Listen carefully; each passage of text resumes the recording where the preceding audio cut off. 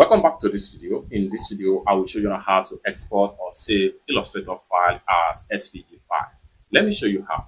The very first thing you want to do is to come to the top right here, go ahead and click on File. The next thing you want to do is to go ahead and click on Save a Copy.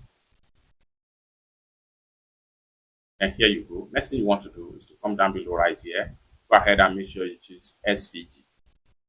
Now, when you select SVG, select your file destination, go ahead and come down below right here, click on Save.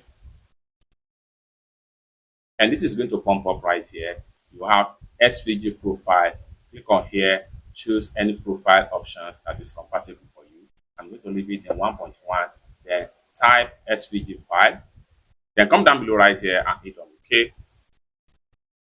And you are done. You can go ahead and look for the file in the folder that you have it right here. So you can see it right here. So take a look at it. So this is the file right here as SVG file format. It's that simple. For more tutorial tips and tricks on how best to use your Illustrator software, consider to subscribe. Thank you so much for watching, and I hope to see you in my next video.